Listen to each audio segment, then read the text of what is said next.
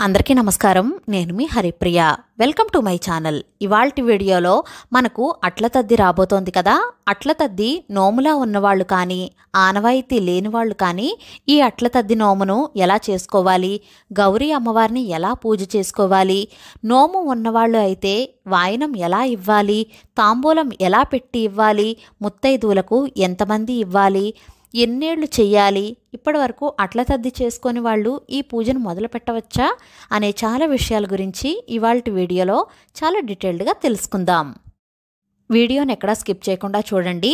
ఛానల్ని మొదటిసారి చూస్తున్న వాళ్ళు అయితే కనుక మన ఛానల్లో చాలా డివోషనల్ వీడియోస్ ఉంటాయి, అవి కూడా చూసి సపోర్ట్ చేస్తారని కోరుకుంటున్నాను. ఇక అట్ల తద్ది విషయానికి వస్తే, అట్ల తద్ది అంటే మనం గౌరీదేవిని పూజిస్తాం. శివ పార్వతుల పటం ఉంటే పూజలో పెట్టుకోవచ్చు. ఆనవాయితీగా రాతి గౌరీదేవి ఉంటే కనుక అది కూడా పెట్టుకుని పూజ చేసుకోవచ్చు. లేదా ఈ విధంగా పసుపు ముద్దనైనా చేసుకుని పూజ చేసుకోవచ్చు. పసుపు గౌరీని చేసుకునేటప్పుడు అన్ని వైపులా కూడా కుంకుమ బొట్లు పెట్టుకోవాలి. అప్పుడు ఆ పసుపు ముద్ద గౌరీదేవిగా భావించి పూజ చేసుకోవాలి. ఇలా పసుపు గౌరీని తయారు చేసుకుని ఒక ప్లేట్లో పెట్టుకోవాలి. అలాగే అమ్మవారికి ఎరుపు రంగు పువ్వులు, ఎరుపు రంగు అక్షంతలు వాడితే ఇష్టం. అందుకని అమ్మవారికి ఎరుపు రంగు గాజులతో ఇలా మాలగా వేశాను. అలాగే రాతి వినాయకుడిని, అదేవిధంగా నా దగ్గర రాతి గౌరీదేవి ఉన్నారు, అది కూడా పూజలో పెట్టుకున్నాను. నా దగ్గర ఉన్న రాతి గౌరీదేవి ఆనవాయితీగా వస్తున్న రాతి గౌరీదేవి అండి. మా అత్తగారు నాకు ఇచ్చారు. చాలామంది ఇళ్లల్లో రాతి గౌరీదేవి ఆనవాయితీగా వస్తుంది. ఒకవేళ రాతి గౌరీదేవి లేకపోయినా సరే పసుపు ముద్దను గౌరమ్మగా భావించి పూజ చేసుకోవచ్చు. ఈ 2025 సంవత్సరంలో అట్ల తద్ది ఎప్పుడు వచ్చింది అంటే కనుక అక్టోబర్ 9వ తారీఖు గురువారం రోజున మనం అట్ల తద్దిని జరుపుకోవాలి. ఇక్కడ అమ్మవారిని ఈ విధంగా ఏర్పాటు చేసుకుని పూలతో అందంగా అలంకరించుకున్నాను. ఆ తర్వాత దీపారాధన చేసి దీపజ్యోతికి నమస్కారం చేసుకుని ఆచమనం చేసి సంకల్పం చెప్పుకోవాలి. మొదటిగా వినాయకుడిని పూజించాలి. మనం చేసుకునే నోములు, పూజలు మంచి ఫలితాన్ని ఇవ్వాలి, ఎటువంటి విఘ్నాలు లేకుండా మనం అనుకున్న పనులన్నీ అవ్వాలి అని స్వామివారికి దండం పెట్టుకుని ముందుగా వినాయకుడి పూజ చేసుకోవాలి. వినాయకుడిని షోడశోపచారాలతో కానీ పంచోపచారాలతో కానీ పూజించి ధూపం దీపం కూడా చూపించి 2 పళ్ళు కానీ చిన్న బెల్లం ముక్కను కానీ నైవేద్యం పెట్టి మంగళహారతి ఇచ్చి దండం పెట్టుకుని అమ్మవారి పూజను మొదలు పెట్టుకోవాలి. అట్ల తద్ది నోము అనగానే మనకు ముందుగా గుర్తొచ్చేది తెల్లవారుజామునే నిద్రలేచి భోజనం చేయడం. అంటే ముందు రోజే అన్నీ వండి పెట్టుకుంటారు. అంటే అన్నం, గోంగూర పచ్చడి, ఉల్లిపాయ పులుసు, ఇలా రకరకాల ఐటమ్స్ చేసి పెట్టుకుని అట్ల తద్ది రోజున తెల్లవారుజామున 3:30 నుంచి 5 గంటల మధ్యలో లేచి భోజనం చేస్తారు.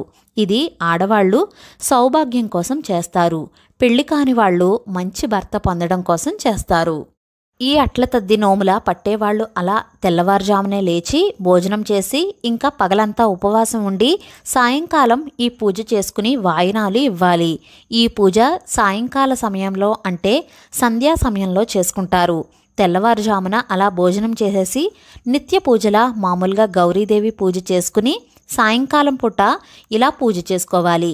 మనం ముత్తైదువులకు తాంబూలం ఎవరికైతే ఇవ్వాలి అనుకుంటామో వారికి ముందు రోజే కుంకుడుకాయలు, సున్నిపిండి, సబ్బు ఇచ్చి వారిని తలస్నానం చేసి రమ్మని, తాంబూలం తీసుకోవడానికి రమ్మని చెప్పాలి.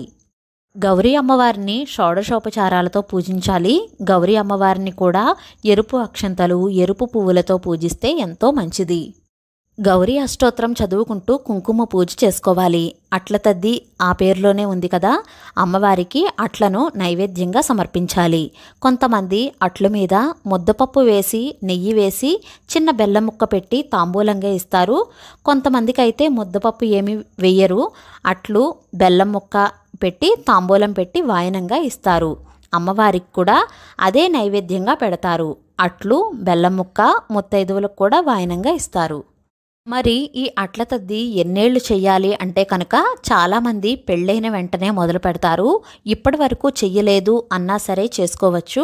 అటువంటి వారు మీ ఇంటి పద్ధతిని బట్టి 10 ఏళ్ళు చెయ్యాలా, 11 ఏళ్ళు చేస్తారా, 13 ఏళ్ళు చేస్తారా అని ముందుగానే పెద్దవాళ్ళను అడిగి కనుక్కుని చెయ్యండి. కొంతమందికి ఆనవాయితీలాగా నోములా ఉన్నవాళ్ళు 10 ఏళ్ళు చేస్తారు. కొంతమంది సరి సంఖ్య కాదు బేసి సంఖ్య అంటే 11 ఏళ్ళు కానీ 13 ఏళ్ళు కానీ అలా చేసుకుంటూ ఉంటారు. కాబట్టి మీ ఇంటి ఆనవాయితీని బట్టి మీరు ఎన్నేళ్ళు చెయ్యాలి అన్నది డిసైడ్ చేసుకుని చేసుకోండి. ఒకవేళ 10 ఏళ్ళు చేస్తారు అనుకోండి, 10 అట్లు వేసి అమ్మవారికి నైవేద్యం పెట్టి ఆ తర్వాత 10 మంది ముత్తైదువులకు 10 అట్లు చొప్పున వాయనంగా ఇవ్వాలి. ఒకవేళ మీ ఇంట్లో 11 ఏళ్ళు చేస్తే అలవాటు ఉంటే కనుక, అంటే ఆనవాయితీ ఉంటే కనుక, అటువంటి వాళ్ళు అమ్మవారికి 11 అట్లు వేసి నైవేద్యం పెట్టి 11 మందికి, అంటే 11 మంది ముత్తైదువులకు 11 అట్లు చొప్పున వాయనంగా ఇవ్వాలి. అందుకని మీ ఇంటి ఆచారాన్ని బట్టి ఎన్నేళ్ళు చేస్తారో అన్ని అట్లు నైవేద్యం పెట్టి వాయనంగా ఇవ్వాలి. కొంతమంది వాయనంగా ఇస్తున్నప్పుడు చిన్న పసుపు గౌరీదేవిని కూడా ఇస్తారు, అంటే చిన్న చిన్న పసుపు ముద్దలా ఇస్తారు. కొంతమందికి తోరాలు ఇచ్చే అలవాటు కూడా ఉంటుంది. 11 పోగులు దారానికి తోరంలా తయారు చేసి ఇస్తారు. అమ్మవారికి ఒక తోరాన్ని తయారు చేస్తారు. పూజ చేసుకున్న వాళ్ళు ఒక తోరం కట్టుకుంటారు. మిగతా ముత్తైదువులకు ఎంతమంది అయితే పిలుస్తారో అంతమందికి కూడా తోరాన్ని కూడా ఇస్తారు. ఈ విధంగా నోము ఉన్నవాళ్ళు ఇలా చేస్తారు. పూజా విధానం నోము ఉన్నా లేకపోయినా సరే అమ్మవారిని ఆవాహన చేసి షోడశోపచార పూజ చేసుకుని గౌరీ అష్టోత్తర శతనామావళి చదువుకుని ఈ విధంగా పూజ చేసుకోవాలి. కాబట్టి నోము ఉన్నా లేకపోయినా ఈ విధంగా పూజ చేసుకుని 11 అట్లు చిన్న బెల్లం ముక్కను నైవేద్యంగా పెట్టాలి. ఒకవేళ నోము లేకపోయినా సరే ఒకళ్ళకు కానీ 3, 5 ఇలా ఎంతమంది ముత్తైదువులు దొరికితే అంతమందికి తాంబూలం ఇచ్చుకోవచ్చు.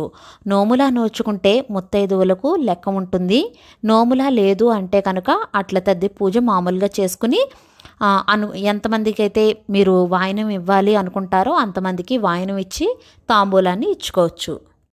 ఈ విధంగా అట్ల తద్ది పూజను చేసుకోవాలి. అమ్మవారికి నైవేద్యం పెట్టిన అట్లు చంద్ర దర్శనం చేసుకున్న తర్వాత తినాలి. అమ్మవారి ప్రసాదం కాబట్టి పూజ చేసుకున్న వాళ్లే కాకుండా మిగిలిన ఇంట్లో కుటుంబ సభ్యులు కూడా తినవచ్చు. అట్ల తద్ది కథ ఉంటుంది. కథ కూడా చదువుకుని అక్షంతలు తలపై వేసుకుని ఈ విధంగా అట్లు తిని ఉపవాసం చెల్లిస్తారు. పెళ్లి కావలసిన ఆడపిల్లలు మంచి భర్త దొరకాలని చేస్తారు. పెళ్ళైన వాళ్ళు సౌభాగ్యం కోసం చేస్తారు. అట్ల తద్ది అంటే ముందు రోజు గోరింటాకు పెట్టుకోవడం, తెల్లవారుజామున అన్నం తినడం, ఉయ్యాలలు ఊగడం లాంటివి చేస్తారు. ప్రతి ఒక్కరూ కూడా ఈ పూజను చేసుకోవచ్చు. ఆనవాయితీ ఉన్నా లేకపోయినా సరే ఈ పూజ అందరూ చేసుకోవచ్చు. ఉపవాసం పూర్తిగా ఉండలేము అనుకున్న వాళ్ళైతే కనుక పాలు పండ్లు తీసుకుంటూ కూడా ఉపవాసం చేయొచ్చు. సాయంకాలం వరకు ఉండి పూజ చేసుకుని వ్రతకథ చదువుకుని అప్పుడు ఆ నైవేద్యం పెట్టిన అట్లను ప్రసాదంగా తీసుకుని ఉపవాసం చెల్లించాలి. అదండి అట్ల తద్ది పూజా విధానం. ఇంకా వాయనాలు ఎలా ఇవ్వాలి, ఎన్నేళ్లు నోచుకోవాలి అనే కంప్లీట్ ఇన్ఫర్మేషన్ అనేది చెప్పాను అని అనుకుంటున్నాను. మీకు ఇంకా ఏమైనా డౌట్స్ ఉంటే నన్ను కామెంట్ సెక్షన్లో అడగండి. ఈ వీడియో మీకు నచ్చిందా? నచ్చినట్లయితే please like, share, subscribe to my channel. మరో సరికొత్త వీడియోతో మళ్ళీ కలుస్తాను. నేను మీ Haripriya. Thank you for watching.